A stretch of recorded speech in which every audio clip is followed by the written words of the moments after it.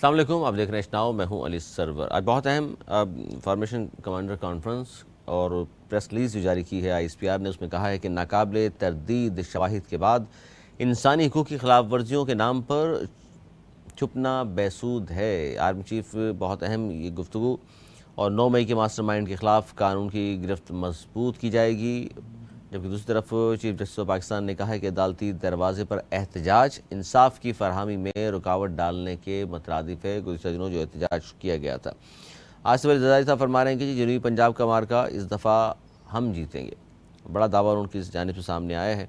जबकि शाह महमूद कुरैशी साहब ने आज बहुत अहम मुलाकात की इमरान खान से और मीडिया से गुफ्तगू किए बगैर ही वो चले गए। और जबकि जहांगीर तरीन साहब, जिनके बारे में कहा जा रहा था नई पार्टी बना रहे हैं बिल्कुल, और बहुत सारे लोग आज भी उनसे मुलाकात करने आए और कहा जा रहा है कि जी PTI के जो 3 धड़े अगर बनते हैं तो एक बड़ा धड़ा जहांगीर तरीन साहब के इस जमात में शामिल होगा, जिसका नाम अब तक जो पता चला है कि जी फाइनल कर लिया गया है इस्तेहकाम पाकिस्तान के नाम से। और मरियम औरंगज़ेब ने कहा है कि तहरीक इंसाफ पर पाबंदी की बात सिर्फ उसके चेयरमैन की वजह से हो रही है। ये बड़ी अहम बात है कि PTI पर पाबंदी की बात वो समझती हैं कि सिर्फ इमरान खान की वजह से हो रही है और कोई बात नहीं। हालांकि 9 मई के वाक़यात में बहुत सारे लोग भी शामिल थे, अवामिल थे। इसी पर हम बात करेंगे। हमारे साथ मौजूद हैं नवेद ज़ुबैरी साहब, सीनियर तजज़ियाकार। दानिश्वर, बहुत शुक्रिया सर आपका। अनीस मंसूर साहब, मारूफ सहाफ़ी तजज़ियाकार, बहुत शुक्रिया सर आपका। सबसे पहले आर्मी चीफ़ के बारे में जो ख़ास तौर पर बयान सामने आया, ISPR ने प्रेस रिलीज़ जो जारी की है कि नाकाबिले तरदीद शवाहिद के बाद इंसानी हकूक़ की जो प्रोपेगेंडा एक मुसलसल किया जा रहा है नवाज़ ज़ुबैरी साहब, और कहा जा रहा था कि ख़वातीन को हरासा किया जा रहा है, इंसानी हकूक़ की पामाली हो रही है, लोगों को उठाकर घरों में लेके जा रहे हैं, उन तमाम बातों को उन्होंने कहा जी इसका कुछ नहीं है, ये सिर्फ छुपने की कोशिश है और दुनिया के ज़ाहिर एक गलत किस्म का पैगाम दिया जा रहा है। तो हमारे पास नाकाबिले तरदीद शवाहिद मौजूद हैं। क्या कहते हैं आप? बिस्मिल्लाहिर्रहमानिर्रहीम। देखिए, आज की कोर कमांडर कॉन्फ्रेंस का जो एलानिया है ना, वो बिल्कुल वाज़ेह है, स्ट्रेट लाइन वो है कि 9 मई के वाक़े में जो भी मुलव्विस है उसके साथ कोई रियायत की कोई भी उम्मीद ना रखे किसी भी सूरत में। ना इंसानी हकूक़ में के पर्दे में छुपे, ना इंटरनेशनल प्रेशर में वो आएंगे, ना ही कोई पॉलिटिकल ब्लैकमेलिंग में वो आएंगे। वो जिन्होंने किया है उनको उसका सज़ा भुगतनी ही पड़ेगी। ये आज उन्होंने क्लियर कर दिया कि हम किसी भी चीज़। दूसरी जो उन्होंने कहा है, जो हमारे पास सबूत हैं और जो हम देख रहे हैं कि रोज़ बरोज़ मीडिया में जारी कर दिए जा रहे हैं। आज भी क्या एक साहब को जिनको दिखाया जाता था कि वो शायद किसी एजेंसी के आदमी हैं सूट पैंट में, आज उनका बिल्कुल क्लियर कर बता दिया कि इनका क्या नाम है और वो क्या इनके पास औहदा था, वो था। इस तरह हर रोज़ नए सबूत अब वो दिखाने शुरू कर देंगे। और जो प्रोपेगेंडा था ख़ास तौर से इनकी लेडीज़ विंग का कि उन पे बड़ा गलत सलूक हुआ है, वो भी तरदीद आ गई, उनके मुंह से ही करवा दिया गया। और वो ज़ाहिर सी बात है वो इतनी तेज़ नहीं है जितनी तेज़ सोशल मीडिया है इमरान खान की पार्टी का, क्योंकि उनको बाहर की बड़ी सपोर्ट है, बाहर मुल्कों से उधर बहुत ज़्यादा उसमें किया जाता है। लेकिन अब ISPR और बाकी पॉलिटिकल पार्टियां भी मिलकर मेरे ख्याल में उसका मुकाबला कर रही है और करना चाहिए। मीडिया को भी जो है गलत वो गलत कहना चाहिए, जो सही है उसको सही कहना चाहिए। और आने वाले दिनों में मैं तेज़ी देख रहा हूँ इस ऑपरेशन में जो लोग शामिल थे उनके खिलाफ। अनीस मंसूर साहब, ये भी कहा आर्मी चीफ ने कि कसरत से जमा किए गए नाकाबिले तरदीद शवाहिद को झुटलाया जा सकता है, नहीं बिगाड़ा जा सकता है। बिगाड़ पर पैदा करने की तमाम कोशिशें और फ़र्ज़ी इंसानी हकूक़ की खिलाफ वर्जियों के पीछे पनाह लेने की तमाम तर कोशिशें बेसूद हैं। किस तरह देख रहे हैं आप? बहुत शुक्रिया अली आपका। वाज़ेह पैगाम है, loud and clear Imran Khan के लिए। ये पूरी, अगर आप इसको प्रेस रिलीज़ को देखिए तो ये वाज़ेह तौर पर इमरान खान और उनके चाहने वालों के लिए एक वो पैगाम है कि जिसे जो कुछ भी अगर ये तवक्कुआत की जा रही थी गुज़िश्ता चंद दिनों के अंदर कि इमरान खान के लिए कोई सपोर्ट, कोई शेल्टर, कुछ निकल सकता है रास्ता, तो इस प्रेस रिलीज़ के बाद। और अहम बात ये देखिए अली कि ये जो प्रेस रिलीज़ जारी की गई है, ये चीफ़ ऑफ आर्मी स्टाफ की स्पीच नहीं बताई गई है, बल्कि ये जो भी हमारे पास फॉर्मेशन जो कमांडर्स हैं उनकी कॉन्फ्रेंस का अलामिया जारी किया गया है। यानी कि तमाम की तमाम फ़ौज यक ज़बान होकर इस बात का ऐलान कर रही है कि नो मोर इमरान खान। ये क्लियर इसमें पैगाम है। तो अगर किसी को भी ये ज़रा सा भी शक था कि जनाब कोई मीटिंग, कोई बैकडोर डिप्लोमेसी का सिलसिला जारी है, कहीं पर जो है वो कोई पैगाम रसानी हो रही है, कहीं पर कोई सदर साहब कोई किरदार अदा कर रहे हैं, कोई शाह महमूद कुरैशी ऐसा किरदार अदा कर रहे हैं, तो ये वाज़ेह पैगाम है इस पर कि ये तमाम चीज़ें अब ख़त्म हो गई और इमरान खान के लिए आइंदा दिनों के अंदर रास्ते मज़ीद मुश्किल हो जाएंगे। मुश्किल हो जाएंगे जी। और आज आसिफ अली ज़रदारी साहब के बारे में बताऊँ मैं आपको कि मुल्क की जो बिगड़ती माशी सूरत हाल है उसको संभालने के लिए ज़रदारी साहब अब मैदान में आ गए हैं और उन्होंने आज भी लाहौर में चार्टर ऑफ इकानमी मुबाहिसे में ख़िताब भी किया है उन्होंने कहा कि पाकिस्तान में अब भी आगे जाने की सलाहियत है, मईशत की बेहतरी हमारे आने वाली नस्लों के लिए ज़रूरी है। और ताजिर भी ज़ाहिर है बहुत बड़ी तादाद में वहाँ मौजूद थे जिनसे उन्होंने गुफ्तगू की है और उन्होंने कहा कि गैर मुल्की सरमायाकार यहाँ $1 लगाकर $5 ले जाता है, तो ये काम हम खुद क्यों नहीं कर सकते। और उन्होंने भी कहा कि साबिक़ वज़ीर-ए-आज़म से भी कहा था कि एक दिन आपको भी जाना है और मुझे भी, हमारे साथ जो करना है कर लो, लेकिन आओ चार्टर ऑफ इकानमी पर बात करें। जनाब ये सबसे ज़रूरी है। ये देखिए, अगर आपकी मुल्क की मईशत मजबूत होगी तो आपका मुल्क मजबूत होगा। जितना मुल्क मजबूत होगा इतना ही हम पे बैरूनी प्रेशर कम होगा और इतना ही हम सतम होंगे। और इसके लिए सबसे बड़े जो इकाई है वो है बिजनेसमैन। अगर आप बिजनेसमैन से ही बात नहीं करेंगे या उनको ही आप फैसिलिटेट नहीं करेंगे, वही आपको कमा के ला के देंगे। देखिए, वो कमाएंगे तो टैक्स जनरेट होगा, जॉब्स जनरेट होंगी और इसी से मुल्क तरक्की करेगा। हमारे यहाँ बदकिस्मती तो ये होती है कि बाहर का मुल्क इधर आता है, सरमायाकारी करता है, 2 मिलियन लगाता है, 3 मिलियन लेके निकल जाता है, उससे हमें कुछ नहीं मिलता है सिवाय थोड़ा बहुत रोज़गार के। तो अब वाकई इस चीज़ की ज़रूरत है कि ये स्टील मिल जैसे इदारे अपने मुल्क में लगें और जिसके पैसा मुल्क में ही हो। ऐसा नहीं हो जैसे ये कई कंपनी पैसे लगाया इन्होंने, जितना वादे किया तो उससे बहुत कम लगाया और बहुत ज़्यादा यहाँ से वो कमा के सरमाया ले गई। तो इस किस्म की जो कंपनीज़ हैं, इस किस्म के जो इदारे हैं, उनको अब जो है रद्द करके अपने आप अपने पैरों पे खड़े होने की बात की जाएगी। और जाहिर सी बात है, सबसे इम्पोर्टेंट चीज़ एक्सपोर्ट होती है। जब तक अपनी एक्सपोर्ट नहीं बढ़ाएंगे, उनके लिए मंडी आप तलाश करके नहीं देंगे, उसको बनाने के लिए अगर एनर्जी प्राइसेस हैं या जो भी चीज़ है वो फैसिलिटेट गवर्नमेंट करेगी और वो उसी पे वो बातचीत हो रही है और वही बातचीत से फिर मसले हल होंगे। उनके जितने भी मसले मसाइल हैं कि एफ तंग करती है या फ़लाँ इदारे तंग करते हैं, जो बहुत वाकई तंग करते हैं ताजरों को, अगर उसको सॉर्ट आउट कर दें और मंथली तौर पे एक मीटिंग इनके साथ हाई लेवल पे हर सीएम करे तो इससे बड़ा फ़र्क पड़ेगा। अच्छा, लेकिन इसमें PIA, रेलवे, स्टील मिल, बहुत सारे नाम मैं गिनवा सकता हूँ, ये सब बड़े इदारे खसारे में क्यों हैं? इन सब की हुकूमतें हमने देख ली, लेकिन ये इदारे अपने खसारे से बाहर नहीं आ सकी। पीपल्स पार्टी हो, नून लीग हो, PTI हो, क्या वजूहत है सर? देखिए, इसमें सबसे बड़ी बात है मैनेजमेंट। इन इदारों की मैनेजमेंट वही रहती है, ओवरलोडेड है, ओवर स्टाफ है। सियासी भर्तियां तो हुई हर दौर में, बिल्कुल, और किसी एक पे नहीं कह सकते, सबने की है और बहुत ज़्यादा की है। और जो भी आता है वो अपने मनपसंद आदमी को बिठा लेता है, किकबैक लिए जाते हैं। उन्हें मैंने जब भी PIA में सफ़र किया, आते जाते मुझे फुल पैक मिला है। मैं खुद हैरान होता हूँ, इतना बड़ा हज ऑपरेशन हमारा है, इतना बड़ा उम्रा ऑपरेशन हमारा किसी एयरलाइन के पास हो तो वही काफ़ी होता है, फिर भी इतना ट्रैफिक होने के बावजूद जानबूझ के वो किया जाता है। जैसे इमरान खान की दौर में एक मिनिस्टर ने खड़े होकर तकरीर कर दी थी कि हमारे मुल्क के पायलट जो है वो ट्रेन नहीं है, गुलाम सरवर साहब ने, उससे कितना बड़ा नुकसान हमें हुआ था। तो अब इस चीज़ों को भी सॉर्ट आउट करना चाहिए। कुछ इसमें प्राइवेट गवर्नमेंट पार्टनरशिप लेकर आनी चाहिए, पब्लिक प्राइवेट, और इस पर काम होना चाहिए। जो वाकई बहुत खसारा में उसको प्राइवेटाइज कर देना चाहिए, वो इदारे जिनको आप कर सकते हैं। अनीस मंसूरी साहब मैदान में आ गए हैं। आसिफ अली ज़रदारी साहब ये खुद से आए हैं, लाए गए हैं, बात उन्होंने दुरुस्त की है कि जी चार्टर ऑफ इकानमी की ज़रूरत है और ताजरों को सामने आना पड़ेगा, हम खुद क्यों नहीं कर सकते, ये भी उन्होंने कहा। लेकिन ये भी हकीकत है, इस तरह मैंने कहा आपसे, ये सब लोग हुकूमत कर चुके, लेकिन हमारे PIA हो, रेलवे हो, स्टील मिल हो, दीगर इदारे हों, वो खसारे में ही रहे।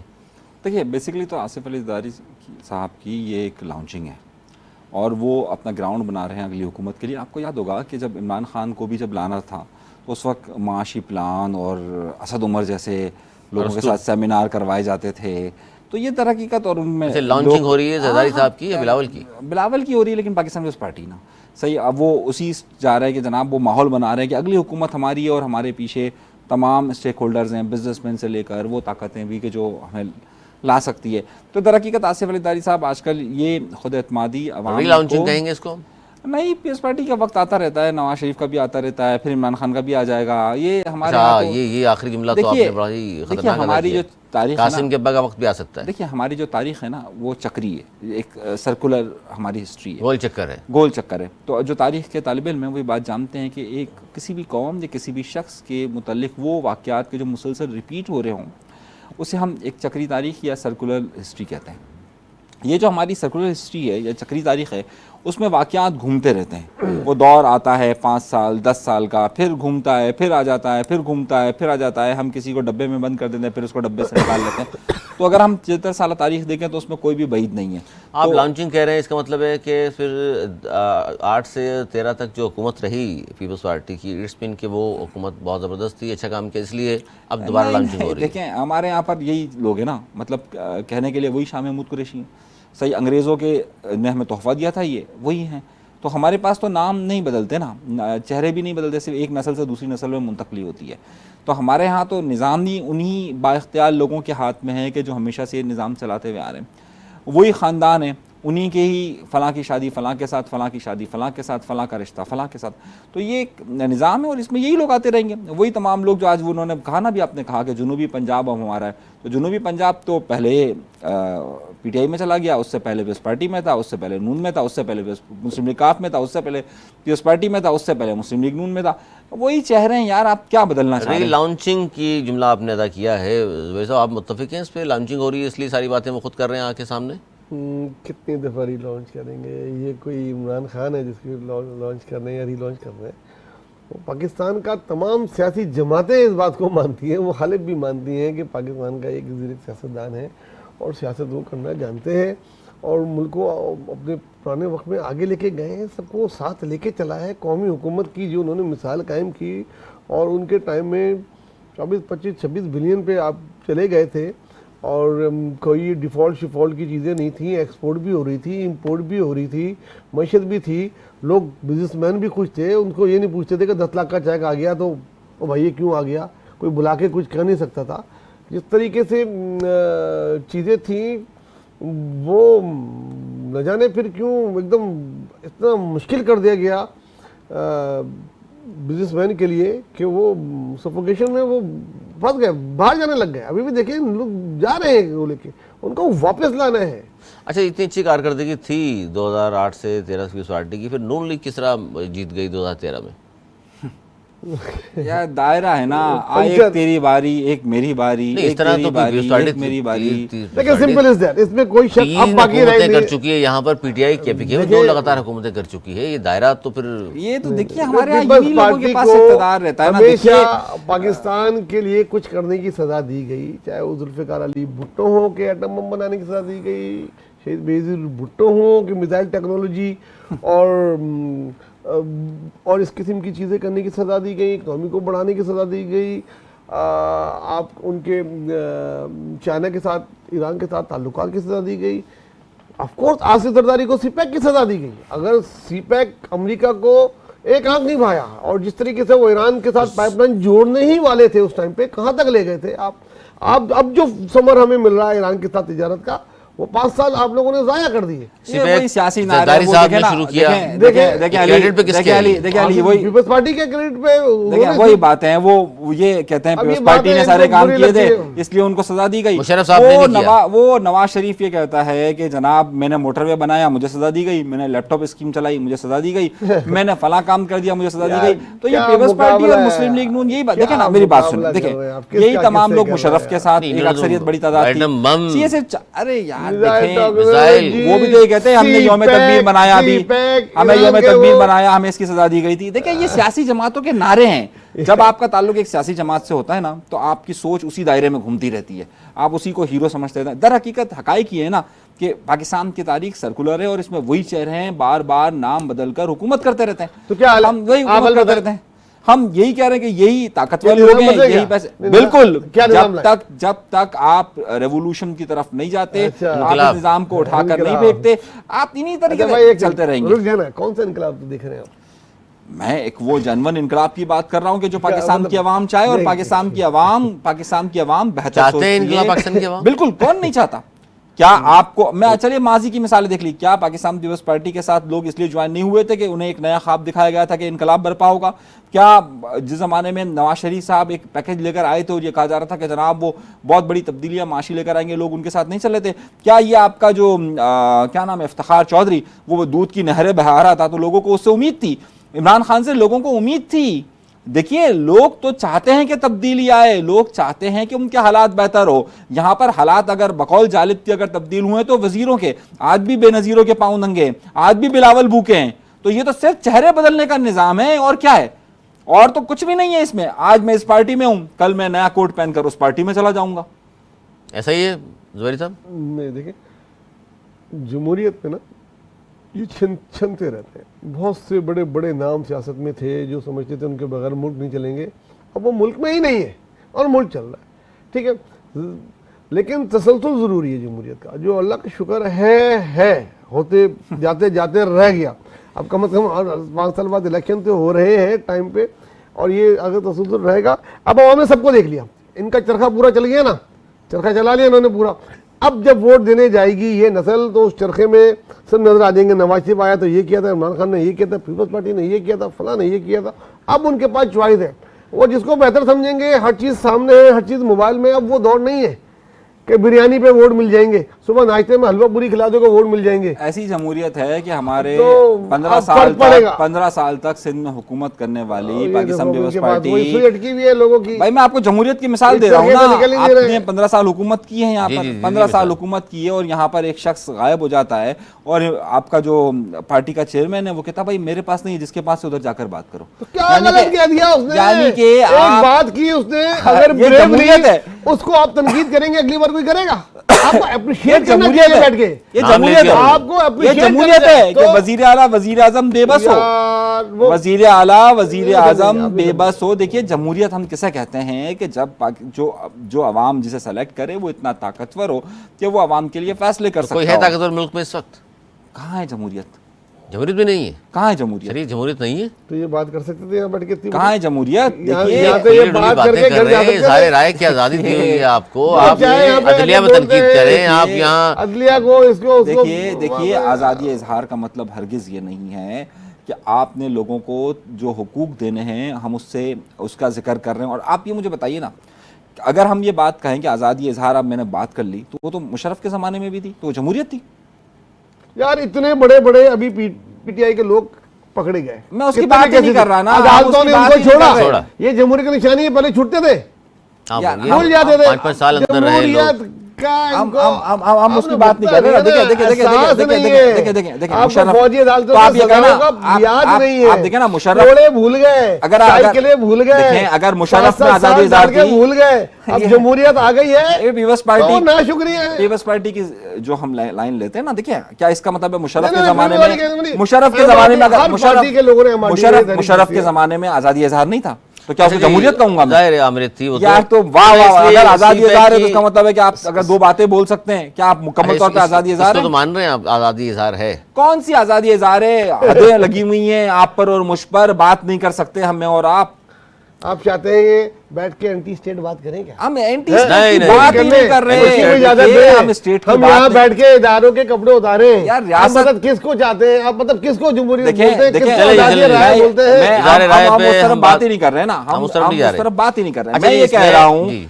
मेरा कहने का मकसद है आज़ादी इजहार का चीज़ की मतलब लिमिट ये होती है, है। देखिए हर चीज़ की लिमिट। आज़ादी इजहार का मतलब ये है कि हम रियासत के खिलाफ नहीं की तो बात क्या नहीं कर दूसरे रहे। ममालिक में सर ऐसा होता है, इदारों को बिल्कुल ऐसा ब्लेम होता करते है। हो? देखिए मैं अमेरिका में क्या CIA के खिलाफ मुहिम चलती है इस तरह? अमेरिका में भी इसी तरीके से गायब होते हैं। आप भूल जवाब गए? दीजिए। आप गायब होते हैं, वो खुद इकरार कर रहे हैं, तो मैं बात क्या कहूँ? हाँ, खुद तो इकरार जो कर रहे हैं। नहीं तो क्या करेगा? आप मिसालें अमेरिका की दी पूरी जाती है ना कि दुनिया वहां में देखें है। जमहूरियत। मैं उसकी बात पूरी दुनिया में होता ही है। देखिए, आप पूरी दुनिया में होता है एंटी स्टेट बात देखिए, नहीं देखिए टॉलरेट मेरी की बात जाती। सुनिए। सर कोई मिसाल तो दें अब आप देखिए भी। मेरी बात सुनिए ना, हम जो आज़ादी इजहार की बात कर रहे हैं हम इस वक्त आप किसी और हिटलर को अच्छा कह के दिखा दें यूरोप में, हाँ बिल्कुल।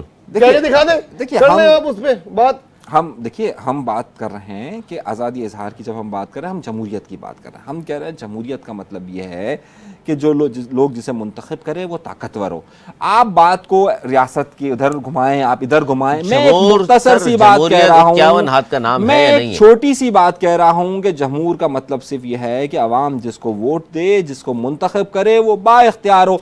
अब अगर आपको इसमें कहीं पर रियासत नजर आ जाती है, आप खुद उनको नहीं तो लेकर आ अब जाएं, अगर इलेक्शन अब आप- होता है और बिलावल साहब जीत जाएं तो आप ये समझेंगे कि जमहूरी तरीके से नहीं हुआ, आवाम ने वोट नहीं दिया। देखिए मेरी बात सुनिए, सही है, मानना चाहिए ना कि किसी वोट चीज दिया है, को जीत गया। मैनिपुलेट, देखिए मेरी बात समझिए, भाई पीपल्स पार्टी 15 साल से यहाँ क्यों मैं है? एक बात कहता हूं, लोग वोट दे रहे हैं। देखिए मेरी एक बात सुनिए, हम सबको बंद कर कर एक को आज़ादी दे, हम इसी बात पर इमरान खान के खिलाफ थे। हम ये बात कहते थे, मुसलसल कहते थे कि आप पीपल्स पार्टी को, नून लीग को, MQM को, JUI को, ANP को, सबको बंद कर कर आप इमरान खान को ले आ रहे हैं, ये जमहूरियत नहीं है। हम यही कहते थे। इसी तरीके से हम आज भी ये कहते हैं कि अगर जमहूरियत हमें लानी है तो इसका मतलब यह है कि हमें तमाम लोगों को, जितने भी लोग यहाँ पर हिस्सा लेना चाहते हैं, अवाम जिसको चाहते हैं उसको बराबरी का मौका देना किसी चाहिए। पार्टी को बैन तो नहीं किया अभी किसी तक, पार्टी को यार, बैन इस बार कराया। में बैन नहीं किया। खान साहब की पार्टी भी आप मौजूद किसका है। लोहा पढ़ रहे हैं भाई? मैं आपसे कोई सही क्या है। PTI को बैन कर दिया? नहीं किया अभी तक। नहीं किया ना? फिर आप किसका अब लोहा आप पढ़ रहे हैं? किसका क्या लोहा पीपल्स पार्टी पढ़ को रहे बैन कर दिया था? नहीं PTI किया ना, तो बेटा, पार्टी क्या को पीपल्स नहीं- पार्टी को बैन कर दिया था? बिल्कुल बैन कर दिया था ना। क्या MQM को बैन कर सर, दिया था? क्या PTI को, क्या देखिए, मुस्लिम लीग अब नून को मखदूम बैन कर अमीन दिया भाई था? की पार्टी क्यों बनानी पड़ी थी? नहीं, तो वो एक वो आप यहाँ की पीपल्स बात कर पार्टी रहे हैं ना। पार्लियामेंटेरियन इसलिए देखिए, बनाई थी, बैन कर दिया था। देखिए, लगा दी, देखिए, फिर वो भी एक वो अलग मसला 2002 था। में लार्जेस्ट पार्टी बन के आए, फिर उनके 12 MNA तोड़ लिए, 3 महीने तक हल्फ नहीं उठाने हाय, दिया। हाय, हाय, हाय, असेंबली हाय, हाय, मुंतखब होने के बाद हाय, हाय, 3 महीने के बाद इजलास बुलाया ये गया। इससे बड़े जुल्म अब मजालिम वो याद चीजें नहीं है याद आपको? नहीं है। अभी छोटी सी चीज मैं होती है, वो छोटी सी याद बात है। आपसे कह रहा हूं कि भाई यहाँ पर जब हम एक बात की मुखालफत करते थे, हम ये कहते थे कि इमरान खान को इस तरह महात्मा बनाकर, इस तरह पेश कर सबको बंद ना किया जाए। हम आज ये कहते हैं कि सब लोगों को बराबरी का मौका मिलना चाहिए, यही जमहूरियत है। यही जमहूरियत अब इसमें है आप जी, ये चलें, कहते हैं कि आगे उसको चलते बंद हैं। क्यों कर दिया, उसको बंद क्यों कर दिया? आगे चलते अरे हैं भाई, मैं सर। छोटी सी बात कर रहा हूँ, आप अपनी उससे पहले आगे ही आगे कुछ कहावतें बना चलते लेते हैं, हैं। आगे चलते हैं, आगे चलते हैं। मरीम बीबी ने भी आज ये कहा है, मरीम औरंगजेब ने, उन्होंने कहा है कि जी तहरीक इंसाफ और पाबंदी की बात सिर्फ उनके चेयरमैन की वजह से हो रही है, अदरवाइज कोई ऐसी बात नहीं है। एक्चुअली नून लीग को ना इमरान फोबिया है, और वो सही भी है, क्योंकि नून लीग को तो इमरान की जो है वो, क्योंकि इमरान का फैन क्लब है, इमरान की पार्टी में आपको हमेशा कहता हूँ नहीं है, उनके फैन क्लब ने पंजाब जो उनका घर था, ये तो फैन क्लब है, तो ये इलेक्टेबल भी फैन क्लब में आए हुए थे। जिसको इमरान खान कहता था वही जीतते थे, ये उनको पता है। जिसको भी इमरान खान ने लाहौर में ऐसे ऐसे को वोट दे दिया, जिसको टिकट दे दिया वो जीत गया, और पूरी पंजाब से इनको फारिग कर दिया। जहाँ ये 80-80, 90-90 सीटें लेते थे, वहाँ अब उनको पता है कि हमारा क्या हाल हो रहा है। तो उनको अभी भी उनसे ही खतरा है। वाकई वो सही कह रही है, उनको सिर्फ इमरान से ही खतरा है कि कहीं उसको नहीं इलेक्शन में दे दी जाए। मगर PTI, बहरहाल मेरा ख्याल है PTI मौजूद होगी किसी न किसी शक्ल में, और जहांगीर तरीन और अलीम खान एक हो गए, वो अपने इलेक्टेबल अब खुल के बनाएंगे, वो बाद में जमा करते थे, इस बार खुल के पहले ही कर लेंगे, और ये इलेक्शन होगा, मेरे ख्याल में सबको लड़ने की आज़ादी होगी, फिर देखते हैं क्या होता है। अच्छा, आज बड़ी अहम बात की राना सल्लल्लाहु साहब ने एक TV चैनल्स पर, और उन्होंने ये 9 मई के हवाले से उन्होंने कहा कि 9 मई के ज़िम्मेदारों के गैर मुल्की एजेंसियों से ताल्लुकात हैं, और इमरान खान के हवाले से उन्होंने कहा कि इमरान खान साहब ने उनको ट्रेनिंग दी बाकायदा। हमारे पास ऑडियो मौजूद है इमरान खान की गुफ्तगू के, जिसमें बाकायदा तौर पे तमाम बातें वो कर रहे हैं, और ये साजिश सारी तैयार वहीं हुई थी, हमारे पास चूँकि इसका रिकॉर्ड मौजूद है। अनीस मंसूरी साहब, देखिए, पहली बात जहाँ मुझे दाखिला ने कहा है ये, जहाँ पहली बात आपने मरियम औरंगजेब की कही, देखिए हम कब तक इस -1 फार्मूले के पीछे चलते रहेंगे? हमने कहा भुट्टो एक बुरा है, बाकी पूरी पीएस पार्टी सही है। हमने कहा एक मोहतरमा बेनज़ीर सही नहीं है, बाकी पूरी पीएस पार्टी हमें कबूल है। हमने कहा नवाज शरीफ हमें कबूल नहीं है, शहबाज शरीफ कबूल है। हमने कहा अल्ताफ़ हुसैन हमें कबूल नहीं है, बाकी MQM हमें कबूल है। अब हम कह रहे हैं इमरान खान हमें कबूल नहीं है, बाकी सब कबूल है। ये -1 स्ट्रेटेजी कि जनाब जो एक ज़ाहिर है पूरी पार्टी उसी के पीछे चलती है ना। आप हमेशा ये कहते हैं कि बस वो एक बुरा है, और -1 फार्मूले आप कब तक अप्लाई करते रहेंगे? देखिए, -1 माइनस कर कर इसको माइनस कर दो, सही हो जाएगा। क्या कुछ सही हुआ? आपने ये देख लिया कि क्या आपने भुट्टो को फांसी देकर माइनस करने के बाद क्या पाकिस्तान पीपल्स पार्टी को ख़त्म कर दिया? क्या आपने मोहतरमा बेनज़ीर भुट्टो साहिबा को माइनस कर कर क्या पाकिस्तान पीपल्स पार्टी को ख़त्म कर दिया? क्या आपने नवाज शरीफ को माइनस कर कर क्या सब चीज़ों को ख़त्म कर दी? क्या आपने अल्ताफ़ हुसैन को माइनस कर कर क्या आज उनके सपोर्टर क्या मौजूद नहीं है? देखिए, हम ये -1 स्ट्रेटेजी एक सोच है कि भाई इसको बस माइनस कर दो, बाकी सब हमारे साथ है। ये सोच कभी भी पनप नहीं सकती और ये कभी भी सिलसिला नहीं चल सकता। दूसरी बात, देखिए जहां तक ये बात है कि इमरान खान इसके पीछे प्लानर थे, शवाहिद वाज़ेह तौर पर मौजूद हैं, लेकिन ये शवाहिद मौजूद होना कि ये हमेशा से हम एक इल्ज़ाम लगा देते हैं कि इसके पीछे रॉ मौजूद है, इसके पीछे CIA मौजूद है, इसकी मैं तस्दीक नहीं करता। देखिए मैं इसकी तस्दीक नहीं करता, उनके गैर मुल्की एजेंसियों से ताल्लुकात थे और हमारे पास शवाहिद। देखिए मैं इसकी तस्दीक नहीं करता, मैं इस बात को तो कह मानता हूँ कि इमरान खान मुल्क का वज़ीर दाखिला अगर कहे तो मानना चाहिए नहीं मानना चाहिए? नहीं, पता नहीं इतने तो पता नहीं किस किस को कहते थे। अच्छा सही है, मुल्क का वज़ीर दाखिला जो है वो बीबी को जो है वो पता नहीं क्या क्या कहता था। वो मुल्क का एक वज़ीर दाखिला था जो कि यहाँ पर सब उर्दू बोलने वालों को क्या करार देता था। यहाँ पर जो है वो एक वज़ीर दाखिला था जो पता नहीं किस, छोड़िए इस बात को, इस बहस को। एक वज़ीर दाखिला ने तो बाकायदा पाकिस्तान के साबिक चीफ ऑफ आर्मी स्टाफ और सदर मुशर्रफ को गद्दार करार दे दिया था। क्या उनको तो मान लेंगे हम? देखिए ये बात मैं मान लेता हूँ कि इमरान खान इस प्लानिंग के पीछे थे और इसकी बहुत सारी निशानियां मौजूद नज़र भी आती है, लेकिन तो जब मौजूद थे तो फिर तो आप भी इस बात में फिर माइनस की बात तो नहीं करेंगे ना कि एक शख्स मौजूद है, आप खुद मान रहे हैं, तमाम शवाहिद मौजूद हैं, फिर अगर उनको सज़ा हो जाती है या माइनस कर दिया जाता है या नाहिल कर दिया जाता है तो देखिए मैं दो बातों को अलग रखिए आप, कानूनी मामलात को और सियासी मामलात को। तो ये अगर वो कानूनी मेरी बात सुन लीजिए ना, अगर वो कानूनी तौर पर मुजरिम है आप सज़ा दीजिए, सही है। अब मैं आपको एक छोटी सी मिसाल दूँ, कोयटा में एक साहब को कत्ल किया गया और उन्होंने गद्दारी का केस दर्ज करवाया हुआ था इमरान खान के खिलाफ। बिल्कुल। देखिए अब मामला कुछ और भी हो सकता है, लेकिन हमने क्या किया कि उसमें इमरान खान को नामजद कर दिया। हमने उस केस की सही इन्वेस्टिगेशन के बजाय उसको सियासी इशू बना दिया। मैं ये नहीं कह रहा कि इमरान खान मुलविस है या नहीं है, हो या ना हो। इसी तरीके से बहुत सारे ऐसे इश्यूज होते हैं कि जिसमें हम असल मुजरिम को पकड़ने के बजाय, असल जो उसके चीज़ों के बजाय उसको सियासी कर देते हैं। कानून, अगर इमरान खान मुजरिम है सज़ा दीजिए, लेकिन हम कानून को इसलिए इस्तेमाल ना करें कि उसका सियासी रास्ता रोकें, और सियासत को इसलिए इस्तेमाल ना करें कि हम कानून का बेड़ा गर्क कर दें। ये मुल्क का हाल आज इसीलिए है कि हमने कानून को सियासत के लिए और सियासत को कानून के लिए। अच्छा सर, ये बताइए ज़ुबैरी साहब कि अगर सियासी इंजीनियरिंग होती रहेगी तो माशी बहाली की मंजिल भी ज़ाहिर दूर होती रहेगी, सही मानते हैं इस बात को आप? सियासी इंजीनियरिंग यस नहीं होनी चाहिए, बिल्कुल नहीं होनी चाहिए, और जो भी माजी में थी अब वो ख़त्म होनी चाहिए। जिसको आवाम वोट दे, जो लार्जेस्ट पार्टी हो, उसको हक़ बनाने का हुकूमत उसको बनाने देनी चाहिए और इख्तियारात देने चाहिए।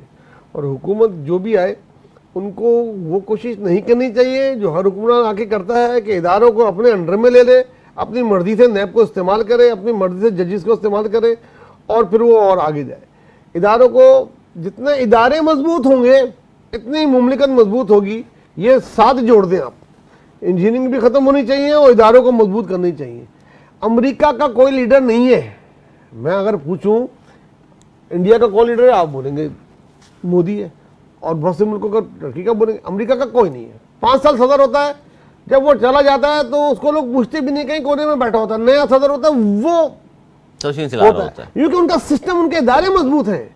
हमको उसको फॉलो करना है। हर तरह के होता मुल्क, मैंने एक मुल्क का नाम लिया, हर बड़े मुल्क का वज़ीर आज़म हटने के बाद ख़त्म हो जाता है, सदर ख़त्म हो जाता है। यहाँ जनाब वही लोग रहते हैं क्योंकि इदारे कमज़ोर हैं। जब आप इदारों को मजबूत कर देंगे, इंजीनियरिंग भी ख़त्म हो जाएगी पॉलिटिकल, और सज़ा भी होगी और जज़ा भी होगी। इदारे कमज़ोर कह रहे हैं आप? ये इदारे कमज़ोर हैं, उनको मजबूत करना चाहिए, उनको आज़ाद करना चाहिए, और जितना आप इदारों को मजबूत करेंगे इतना ही मुल्क मजबूत होगा। आप इदारों से मतलब खाली एक इदारा मत लिया करें। इलेक्शन कमीशन सबसे अहम इदारा होता है। इंडिया में देख लें, कोई अबूरी हुकूमत हैं, तमाम चीज़ें हैं, बिल्कुल कोई अबूरी हुकूमत नहीं आती, इलेक्शन हो रहे होते हैं, कोई वजीर भी अगर जरा सी खिलाफ वर्जी कर ले तो उसको नाअहल करार दे देते। सब अपने अपने कर रहे होते हैं, और दूसरी इदारों को मजबूत कौन करेगा सर? इदारों को कौन मजबूत करेगा? इदारों को कोई एक नहीं, सब ने मिलकर मजबूत करना है। सबसे बड़ी जिम्मेदारी होती है जो भी पॉलिटिकल गवर्नमेंट में हुकूमत में होती है ना, सबसे बड़ी जिम्मेदारी उनको होती है कि इदारों को मैनिपुलेट नहीं करें। एक दफ़ा वो तैया कर लेंगे ना कि हम इदारों को मजबूत करेंगे, आज से नैब का जो बंदा आएगा उसको ना हायरिंग की फायरिंग की इजाज़त नहीं होगी। जजों को जैसे 18वीं तरमीम में मजबूत किया गया और मजबूत किया जाए, इसी तरीके से हर इदारे को आप इलेक्शन कमीशन को कर दिया जाए कि कोई उनमें मुदाखलत नहीं कर सकता, दबाव नहीं डाल सकता, प्रेशर नहीं डाल सकता, उनको माली तौर पे, उनकी प्रमोशन तौर पे हर चीज़ वो खुद मुख्तार हो जाएंगे, तो इदारे मजबूत हो जाएंगे यार। जनाब देखिए, ऐसा ये सारे इदारों में मजबूत किया पहली जाए। बात तो ये है कि जो बात मैं शुरू में करता हूँ हमारे जुबैर साहब आखिर में कर देते हैं। अब मैं वही तो बात कर रहा था कि यहाँ गिने चुने वही लोग आते हैं क्योंकि यहाँ निज़ाम सही नहीं है, वही लोग आ जाते हैं। निजाम से सही मुराद है, आपके वही इदारे हैं आप भी। वही सब लोग ना एक तो वही बात इन्होंने अब कर दी। दूसरा नुकता ये है कि आपने कहा कि क्या पॉलिटिकल इंजीनियरिंग का सिस्टम बंद होना चाहिए। सर सवाल ये है, अगर सियासी इंजीनियरिंग होती रहेगी तो मुआशी बहाली की मंजिल भी दूर होती रहेगी, इत्तेफाक करते हैं आप?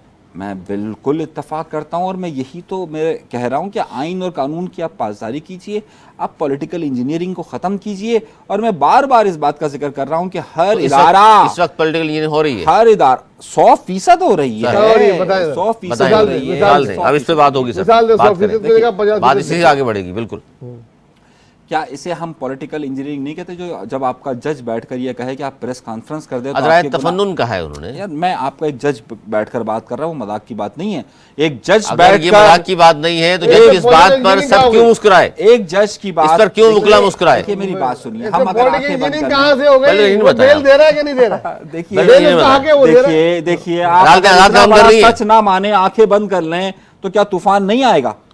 पॉलिटिकल आप अगर ना इंजीनियरिंग बताएं, माने- अच्छा, पॉलिटिकल उसके अलावा इंजीनियरिंग। बताएं, चले आज जज ने मजाक में कह दिया, आपने पकड़ लिया। अदराए और ये- तफन्नुन कहा, सब आगे मुस्कुराए। चले। यार इससे बड़ी जज भी पॉलिटिकल इंजीनियरिंग क्या जज होगी? भी ज़ेर लब मुस्कुराए। 100% आपने बोला। अभी तो आपने एक छोटी सी आप- मिसाल दी है। ये छोटी सी मिसाल है, जो पूरी की पूरी चलो, बड़ी मान ली। अच्छा, बड़ी मान ली। आगे चले, आगे चले। कौन सी पार्टी? बन गए। छोटी सी मिसाल आप असद उमर मौजूद है पार्टी में, परवेज खटक मौजूद है, शामिद कुरैशी साहब मौजूद है, जैदून साहब मौजूद है। कितने नाम गिनवाऊं मैं? देखिए आप अगर आंखें बंद करके रहना सर चाहते ये हैं तो लोग जो आप मैंने आगे गिनवाए, खोल देना भाई। आंखें खोल रहा हूं ना, आप कहाँ बात हो रही है? बोलेंगे। कहाँ हो रही है? अगर ना माने यार, ये मतलब इतना बड़ा सच आपको नजर नहीं आ अच्छा रहा। इसी पर आपने कहा था ये सारे वो लोग हैं जो इलेक्टेबल्स हैं, जो हवा देखते हैं, ये प्रवास कर जाते हैं, उन्होंने हवा देख ली भी उस पार्टी की या तरीन की तो वहां चले गए। ये दो अलग पॉलिटिकल इंजीनियरिंग कहाँ पर है? अलग अलग बातों की आप अच्छा, बात पॉलिटिकल कर रहे हैं। इंजीनियरिंग दो बताने अलग-अलग कहाँ पे मिसाल है? है। देखिए क्या ये पॉलिटिकल इंजीनियरिंग की सबसे बड़ी मिसाल नहीं है? क्या? ये यार आप क्या जल्दी मतलब- में ठीक है बोल क्या? दिया हो? अदराए तफन्नुन ने एक बात कर दी, जुमला यार, अदालत में कह के लग गए, उसमें क्या? मतलब हद है यार, मतलब आप इतना बिल्कुल आंखों के सामने एक जुमला आई हुई गुड टू चीज सी यू को- कह दिया था, पकड़ लिया आपने, आज इसको पकड़ लिया आपने। मैंने माना। आप आके मैं क्या ना मानूं, मतलब आपको नजर नहीं आ रहा कि ये क्या अरे मैंने बोला political एक engineering आपने हो रही है? मिसाल दी, चलो हमने मान लिया। आप तो 100%। अब और अगली कोई मिसाल दे। वो तो नहीं मान रहे ना उसको, आप चलो मान लो भाई, मेरे कहने पे सही रहा, मान वो लो। भी इसको किस मान तरह मान ले? अरे यार मान तो अगले आगे तो आने दो, आगे तो आए जरा। चले सर आगे चले। रहा। अच्छा चलिए इसके बाद चलिए सही। एक पहली बात तो सबसे बड़ी बात संजीदा नोयत ये कि पॉलिटिकल इंजीनियरिंग हो रही है, उसकी एक मिसाल ये कि जो इन्होंने प्रेस कॉन्फ्रेंस दूसरा सबसे बड़ा मसला यह है कि क्या हमारे यहाँ पर इलेक्शन के लिए जब एक प्रोसेस हमारा एक तरतीब पाया हुआ होता है कि जनाब अगस्त में हमें ख़त्म करना है, हमें अक्टूबर तक लेकर जाना है, ठीक है? क्या आपके इल्म में नहीं है कि ये अगस्त से हम जो बातें कर रहे हैं मुसलसल कि जनाब थोड़ा सा और वक्त, उससे पहले फ़लाँ को नाहल कर दिया जाए, फ़लाँ को नाहल कर दिया जाए, फ़लाँ नहीं होना चाहिए, फ़लाँ पार्टी का सदर होना चाहिए? क्या ये बहस यहाँ नहीं हो रही है? अफवाहें बहस गर्दिश कर करना रही भी है। मने, बहस करना बात तो पॉलिटिकल हो सकती इंजीनियरिंग है। बहस नहीं वैसा हो रही। सकता देखिए, है, बहस नहीं अफवाहें हो तो रही। बात होती है करने की ना, पाबंदी बहस लगाएंगे नहीं आप। हो रही। अफवाहें तो हो सकती हैं। यार, बहस सभी नहीं बोलते हो हैं रही। इज़हार राय कितने बड़े अलमनंदार देखिए, है। बहस अब नहीं हो अगर रही। पॉलिटिकल पार्टियां कोई बातें कर बहस रही नहीं हैं है, ये बहस तो नहीं है। पॉलिटिकल इंजीनियरिंग कह दिया इसको यार। ये बहस नहीं है, ये हकायक है। अच्छा मुझे एक बात बताइए, इलेक्शन पर टाइम अल्ताफ हुसैन का नाम लेने पर पाबंदी है? जी लगाई जो उन्होंने बातें की उसके बाद आप मेरी आप बात तो समझते मुझे हैं मुकम्मल तो करने दीजिए ना, मतलब आप हाँ, मुझे ये बात ही मुझे मुकम्मल नहीं मुकम्मल होती। ही नहीं करना। मैं एक लफ्ज अदा करता हूँ, आप उसका उससे जवाब पहले आपने शुरू हो बोला जाते हैं। पाबंदी है, बात खत्म हो गई। मैंने अब आपसे उसका पूछा कि जवाब दें। पाबंदी है? हाँ पाबंदी है, बिल्कुल ठीक है। इमरान खान के नाम लेने पर पाबंदी है? बिल्कुल है, सही है? मंजूर पश्तीन का नाम लेने पर पाबंदी है? बिल्कुल। सारे नाम ले रहे हैं आप। यार साद रिजवी पर पाबंदी है? आगे कुछ बताएं आप। आप मुझे बताइए ना, आप मुझे वो बात बताइए कि मैं आपको कलंदर भी करार दी थी उनकी जमात, तो जिस तरह की एक्टिविटीज में मुलविस रही। मुख्तलिफ लोगों ठीक के है, नाम बता रहा हूँ कि जो कहीं ना कहीं हमारे सिस्टम में मौजूद है और उनका एक वोट बैंक, उनका एक सपोर्ट मौजूद है। अच्छा उनको आज़ादी है, अभी वो निकले में है पूरे अभी आप पाकिस्तान मुझे के बात- टूर पे। सर आज़ादी तो मंजूर पश्तीन को भी पाकिस्तान है। बचाओ मार्च करने निकले में है, सिक्योरिटी मिली हुई है, कराची से चले हैं, आज़ादी तो इस्लामाबाद मंजूर उन्होंने पश्तीन को जाना भी है, है, उनकी आज़ादी मंजिल तो मंजूर इस्लामाबाद है, पश्तीन को भी है। और इस्लामाबाद में जाकर ज़ाहिर है एहतजाज करेंगे। ये बड़ी एक अहम चीज़ है, वो फिर क्या कुछ होगा वो भी आप भी देखिए जानते हैं। जी, आप भूल जाएं अब, और ये बात हमेशा के लिए आप नोट कर लें कि आप पाकिस्तान के और पाकिस्तान के इदारों के खिलाफ खुल के बात करेंगे, उनको बुरा भला बोलेंगे नाम लेके हमारे जनरलों के, और उनको नहीं इजाजत करने दी देंगे। जाएगी कि आप आए और टीवी पे जी आप बोलें ये सही है और असही होना चाहिए। इसको कोई आप आजादी राय बोले, कुछ बोले, मैं कहीं और बात करता हूँ, आप लेकर इस पे इजाजत जितने नाम लिए, आपने जितने नाम लिए उन्होंने लाइन क्रॉस की, तब उन्हें पाबंदी लगी। मैंने अभी तो कुछ कहा नहीं है, आप उससे पूरी पहले रात को कहानी बयान करते थे, 2-2 घंटे की तकरीर करते थे, कोई खबरनामा नहीं आता था, कोई चैनल कोई चीज नहीं चलाता था, वो भी वक्त था, पाबंदी थी। देखिए मैं क्यों लगाई गई पाबंदी? कुछ किया तो लगाई गई। मैं कुछ कहना चाहता हूं, उससे पहले आप पूरा केस खोल देते हैं, आप सारी बात एस्टेब्लिशमेंट की आप तरफ खुद ले जाते करवाते हैं ये सब कुछ। मैं जानबूझ के हम मैंने नहीं कहना चाहते establishment की बात भाई। कहीं की है, आप लोग सब उसकी तरफ लेकर चले आपने जाते जो हैं। नाम लिए अच्छा, जिन पर पाबंदी है उनको ये हक दिया जाए, आप दोनों मुत्तफिक इस बात पे, अदालतों से रुजू करें, अदालतें चाहें तो नहीं इजाजत देते। बिल्कुल अदालत जाए, जाए अदालतों में, अगर अदालत मैं उनको देती है। कानून और आइन सबसे बड़ी हुकूमत है, मैं कानून और आइन से बाला किसी को नहीं अदालतों में समझता। है, सभी है, सभी मैं अदालतों कानून में। और आइन से बाला किसी को नहीं समझता। हर कोई अदालत मैं ये नहीं है। समझता हूँ कि कानून और आइन बिल्कुल ठीक होना चाहिए। अगर मुंसिफ जो बैठे हुए हैं वो कानून और आइन की धज्जियाँ उड़ाएं तो मैंने हमेशा उसकी मुखालफत की है, लेकिन जहाँ कहीं पर भी कानून और आइन की बात होगी हम उसके साथ हर लम्हे खड़े हुए। मुंसिफ ज़ाहिर है गलत फैसलों जो आते हैं, फैसलों पे तो सबको इख्तियार है कि तनकीद कर सकते हैं। भुट्टो साहब का फैसला हमारे सामने, बहुत सारे इस तरह के फैसले हैं जिन पर तनकीद सब करते आए हैं, हमेशा ही करते हैं। हम करते हैं तो आप हमारे ऊपर 68 लगा। नहीं, अगर देखिए आपने केस चल इतनी रहा है बार अदालत दोहराया में, है उस पर तो बराह रास्त जज का नाम लेकर केस चल रहा है। अच्छा, अब चूंकि बात की थी आपने ख़ासतौर पर मुआशी हवाले से और सीपैक की तरफ ही रुजू किया था, मैं इसलिए मैं चाहता हूँ एक सवाल मज़ीद आपसे पूछा जाए कि अगर जिस तरह कहा जाता है कि अगली जो गवर्नमेंट बन रही है जो भी होगी, कोई एक लार्जर पार्टी नहीं आ सकती, 2, 3, 4, 5, 6 पार्टियाँ मिलकर हुकूमत बनाएंगी, तो अगर कमज़ोर मखलूत हुकूमत का क़याम अमल में लाया गया तो आप क्या समझते हैं कि सूरत हाल में उस हुकूमत के लिए सीपैक को उसी रफ्तार से चलाना मुमकिन होगा जो माजी में हम देखा करते थे? मैं सिर्फ एक जुमला कह दूं फिर आप जी। आप पहले आप बोलो। नहीं, मैं कुछ नहीं कहूँगा। नहीं आप शुक्र अल्हम्दुलिल्लाह कि आपने मेरी बात की तस्दीक कर दी, और जो आप मुझसे इतनी बहस कर रहे किस थे बात पर? कि किस बात आपने पर? कह दिया भाई, क्या हो गया? मखलूत हुकूमत लाई गई। नहीं, मैंने कहा अपना क़याम जुमला इस्तेमाल अमल में आया बस आपने तो मेरी बात की कर दी, बस खत्म हो गया। लाया गया क्या मतलब? आपने कहा, अवाम मैंने लाएगी कहा, ना, अवाम आपने नहीं कहा, मैंने कहा। अवाम लाएंगे। नहीं, आपने कह दिया, बस बात तो अवाम तो लाएंगे ना सर, आप बताएं। कभी अवाम लाते हैं। ये वो चलो छोड़े, फैसला अवाम ने करना अपने वोट से, अगर वोट से फैसला नहीं होता तो अवाम को क्या जरूरत बाहर आने की? सब जानते हैं कि अवाम जिसको वोट देगा वो जीत जाएगा, अवाम जिसको वोट नहीं देगा वो हार जाएगा। सिंध में अगर पीपल्स पार्टी 3 दफ़ा हुकूमत आ गई है तो उसकी वजह क्या है फिर आपकी नज़र में? अब आपने वजाहतें देते नहीं, मैंने जो कहना था कह दिया, मैंने जो कहना था वोट से आई है हुकूमत, देखिए मैंने जो कह रहा था वोट से आई है, बिल्कुल वोट या से नोट से आई है? जो आपकी दूसरा सवाल है मैं उस पर जाता हूँ, सीरियस बात करनी चाहिए। अगर कमजोर मखलूक हुकूमत बनी तो क्या समझते हैं सीपैक को फिर वो उसी रफ्तार से चलाना उसके लिए मुमकिन होगा? देखिए, इससे पहले भी जब सीपैक बना 2008 से 2013 के दरमियान, और जितना काम हुआ, जो मुआहदे हुए, जिसपे बाद में अमल दमाद रोका गया लेकिन अब फिर स्टार्ट हो गया, वो भी एक मखलूत हुकूमत थी, एक कौमी हुकूमत थी, ठीक है ना। अब इस वक्त भी मजबूत थी ना सर के? हाँ, नहीं मजबूत। देखिए 125 सीटें थी, फ्रेंडली अपोजिशन थी सर, कुछ बोलने को कोई तैयार नहीं था अपनी पार्टी को। फ्रेंडली नहीं थी, फ्रेंडली अपोजिशन थी, फ्रेंडली नहीं थी, कोर्ट में खड़े थे, उन्होंने उनका वजीर आजम को फारिग कराया, वो खास पार्टी बने, मैं वो बातें नहीं कर तो अमल नहीं किया ना उन्होंने? नहीं। देखिए आप मुझे जवाब देना। अच्छा, जवाब दें। अगर पाकिस्तान में कोई एक पार्टी सादा सिरे से नहीं आई तो लाजमी बात है उसको दूसरी पार्टी के साथ अलायंस करना पड़ेगा। जिस कराची में जमात इस्लामी ने किया अलायंस, इस दुनिया में यही होता है, जमहूरियत में यही होता है। इवन अभी इंग्लैंड में भी देख ले, 2 पार्टी ने मिला मान रहे हैं इस बात को आप? 2 पार्टी ने मिला के हुकूमत बनाई है। इसके ये माने नहीं है कि अगर 2 पार्टियां हुकूमत बनाए तो अमल नहीं हो सकता, बिल्कुल हो सकता है। अगर पीपल्स पार्टी की गवर्नमेंट बनी और उसमें साथ उन्होंने किसी भी पार्टी को साथ मिलाया तो जिसका प्राइम मिनिस्टर होता है, जिसकी अक्सरियत होती है, उसी की बात मानी जाती है, उसी की बात चलती है। हमने यही देखा है। और अगर वो सीपैक को कंटिन्यू करेंगे, ईरान के साथ तजारत को कंटिन्यू करेंगे, और हमारे जैसे खाजा ताल्लुकात अब बेहतर हुए, इस तरह चलेंगे तो हमारी एक्सपोर्ट भी बढ़ेगी, इदारे भी मुस्तकम होंगे और पाकिस्तान की मैशत भी बेहतर होगी। मतलब बेशक वो बहुत ज़्यादा 2 पार्टियां बने या 3 ना हो पार्टियां उनके पास, इतनी मजबूत होगी मखलूत हुकूमत क्यों? फिर इसलिए मैंने सवाल किया, फिर ब्लैकमेलिंग होती है, छोटी पार्टियां जो मिलकर हुकूमत बनती हैं वो अपनी कहानियां सुना रही होती हैं, उनके अपने मफादात होते हैं। इंटरनल ब्लैकमेलिंग इतना नहीं काउंट करती जितना बैरूनी करती है। जो बैरूनी चीज़ें होती है ना, जो बैरूनी प्रेशर होता है, जैसे अमेरिका को नहीं चाहिए था सीपैक, वो बात पे लोगों को यूज़ करके और चीज़ों को इशू को नॉन इशू को इशू बना के वो करता है। अगर पार्टी की हुकूमत किसी की भी है, उनका प्राइम मिनिस्टर है और वो अपने लोगों को साथ लेके चल सकती है, मुल्क में आवाम को कुछ दे रही है, आवाम को खुशहाली दे रही है, तो वो इसी रफ्तार से चलेगा। हाँ।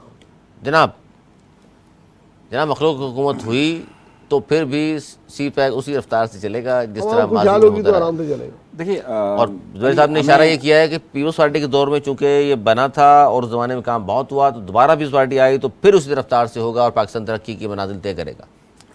बहरहाल दिल्ली दुरुस्त। अच्छा, मैं एक छोटी सी बात ये कि देखें, सीपैक जब 2013 में जब इस पर दस्तखत हुए थे और जो इसमें प्रपोजल्स थे, वो गुज़िश्ता 10 सालों के अंदर वो तकरीबन प्रोजेक्ट्स ख़त्म हो चुके हैं, जो प्रोजेक्ट्स उसमें सीपैक के उस प्रोजेक्ट्स में थे। अब दो बड़े मामला हैं, अगर हम ऐसे संजीदा बहस करना चाहें तो ये एक अलग बहस है कि सीपैक आगे होना चाहिए या नहीं होना चाहिए, और जो सीपैक का हमें लोन देना है वो किन शराइत पर देना है और कैसे देना है और वो कब मामलात होंगे। क्योंकि इस वक्त हमें जो 24 अरब डॉलर तकरीबन अगले मालियाती साल में अदा करने, जिसमें एक बड़ा शेयर जो है वो हमारे पास सीपैक का है। देखिए, अगर हम उस तमाम कर्ज को अदा किए बगैर अगर हम आगे बढ़ते हैं तो हमें सीपैक ये जहन में रहे कि सीपैक एक कर्ज एक लोन की शक्ल में है, और सीपैक का जो प्रोजेक्ट है अगर हम 24 अरब डॉलर अगले साल अगर अदा नहीं कर पाएंगे तो एक अलग बहस शुरू होगी और उसके बाद हमें सीपैक की तरफ जाना पड़ेगा। तो मैं खाम ख्याली में नहीं रहना चाहता, मखलूत हुकूमत मैं उसी तरफ बनना चाह रहा हूँ। हुकूमत कोई भी बनेगी उसके ऊपर सबसे बड़ा बोझ अली ये होगा कि वो 24 अरब डॉलर किस तरह अदा करता है। सीपैक के जो अगले प्रोजेक्ट्स हैं उसमें अगर कोई नई पेशरफ्त होगी तो अगली हुकूमत के 2 साल बाद होगी, अगली एक फ़ौरन नहीं हो सकती। अच्छा, तो जाते जाते आखिरी 1 मिनट चाहूँगा जल्दी से तज़किया करते हैं। मुल्क में वोटर्स की जो तादाद है वो अब तादाद बहुत बढ़ गई है, 12 करोड़ 59 लाख से ज़्यादा हो गई है। सर, आप भी समझते हैं कि इतनी बड़ी तादाद वोटर्स की मज़ीद इजाफा हुआ है, नौजवानों का मज़ीद इजाफा हो गया है, कोई ऐसी पार्टी नज़र आ रही है आपको जो ये नौजवान नए शामिल हुए हैं वोटर्स की तादाद में, जिनको राग़िब कर सके? जैसे 2013 से 18 या तक हमने देखा कि खान साहब के नारों के से बड़े मुतासिर हुए लोग, अब कोई नज़र आएगा हमें 2023 में अगर इंतखाबात होते हैं तो नौजवानों को किस तरफ ज़्यादा देख रहे हैं आप? देखिए, ये बड़ा अहम रोल अदा करेंगे अगर इन्होंने सीरियस होकर वोट डाला। अगर वो हमारे नौजवान, पिछली बार भी 37% नौजवानों ने खाली वोट डाला था, अगर नौजवान वोट डालें तो बहुत बड़ा फ़र्क मुल्क में आ सकता है। और अभी ओपन माइंड लेकर आते हैं, सिवाय उन चंद घरानों के जिनके वालिदैन किसी पार्टी के सरगर्म कारकुन होते हैं। तो जब नौजवान ओपन जहन लेकर आएंगे तो उनको जो पार्टी की कैंपेन अच्छी लगेगी, जिस पार्टी का मैनिफेस्टो अच्छा लगेगा, तो वो उसकी तरफ जाएंगे और जाना चाहिए। पॉजिटिव बात, ये बहुत अच्छी बात है कि हमारे मुल्क में नौजवानों की तादाद दुनिया में तकरीबन सारे मुल्कों से टॉप 5 मुल्कों में आती है, और ये हमारे मुल्क की एक बहुत ही पॉजिटिव बात है। पॉजिटिव बात है जी। आखिरी सर कमेंट आपकी भी। नौजवान नस्ल का इजाफा हुआ है, वोटर की तादाद में इजाफा, 12 करोड़ 59 लाख से ज़्यादा हो गए हैं। आइंदा इलेक्शन में क्या देख रहे हैं कि नौजवानों का रुख किस तरफ होगा PTI का चेहरा देखने के बाद? मेरा ख्याल है कि अक्सर नौजवान लाताल्लुक़ रहेगा, जो कि तो लम्हा फ़िक्रिया होगा। ये बिल्कुल रहेगा जब तक कोई नया मजबूत बयानिया नहीं बनता। और इस वक्त जो सियासी जमातें हैं, तो यंग है, आप नहीं समझते उस तरफ भी लोग आएंगे? बयानिया बनाने में और उसमें बड़ा फ़र्क होता है, नौजवान होने में और बयानिया बनाने में एक बड़ा फ़र्क होता है। ये बयानिया बनाना ज़ाहिर एक कमाल होता है, और आप ये देखिए कि उस बयानिया की ताकत फिर आगे उसको लेकर चलती है।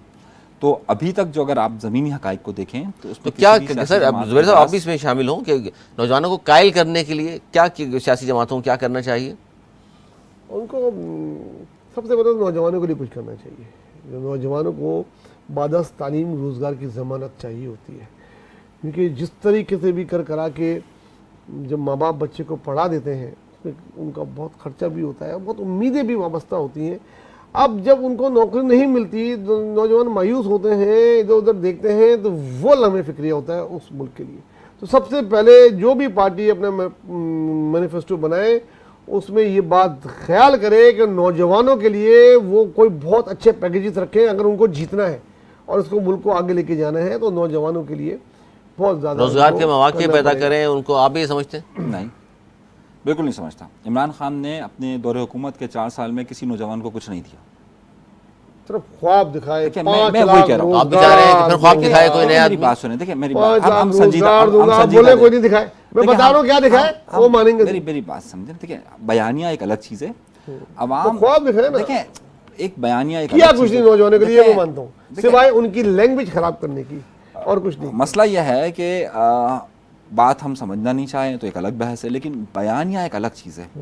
और हमको देना कुछ और है। तमाम लोगों को 2013 से लेकर 2018 तक नौजवानों को एक बड़ी तादाद में लैपटॉप दिए गए थे, हर यूनिवर्सिटी में दिए गए थे। लेकिन नतीजा क्या निकला? क्या उन लैपटॉप के नतीजे में क्या लोगों ने पाकिस्तान मुस्लिम लीग नून को वोट दिया? नौजवानों ने नहीं दिया, उन्होंने वोट दिया तहरीक इंसाफ को, हम उसे माने या ना माने। तो जो मजबूत बयानिया होता है उस बयानिए के साथ लोग चलते हैं, और ये बयानिया कभी भी इस तरीके से नहीं होते। एक सियासी बयानिया हमेशा एक ख्वाब होता है, सही है। अगर रोटी कपड़ा और मकान का नारा था तो एक वो था, सही है, लोगों में एक जज्बात थे, उस नारे के साथ वाबस्तगी थी।